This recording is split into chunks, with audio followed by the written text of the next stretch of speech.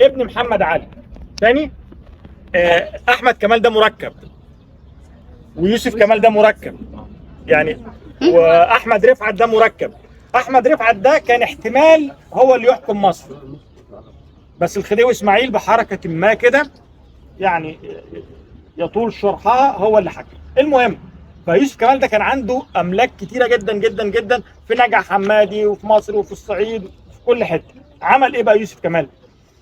كان رحاله يمشي في البلاد، وكان يصطاد، وجزء كبير من الحيوانات اللي متحنطه اللي موجوده في متحف المنيل بتاع البرنس محمد علي بتاعت يوسف كمال.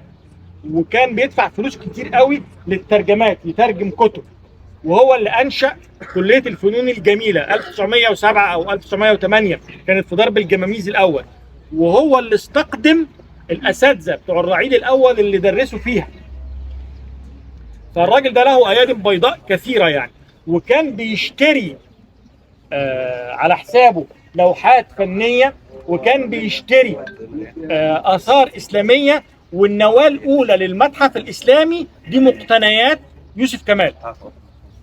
يعني هو اللي كان بيشتري ويهدي للمتاحف اثار مصريه قديمه واثار اسلاميه، كل الحاجات دي. فالراجل ده له ايادي بيضاء. جه في الاخر حصل زي خلاف بينه وبين الاسره المالكه، فعمل ايه؟ فتنازل عن لقب الامير او البرنس، وبقى اسمه يوسف كمال باشا. هو تنازل عن اللقب ده ومات بعد ثوره يوليو بره مصر. بعد ما الثوره قامت سافر بره مصر ومات هناك. اي سؤال تاني عن يوسف كمال؟ يبقى اسمه ايه؟ يوسف كمال ابن مين؟ ابن احمد كمال، ابن احمد رفعت، ابن ابراهيم باشا، ابن محمد علي. خلاص كده؟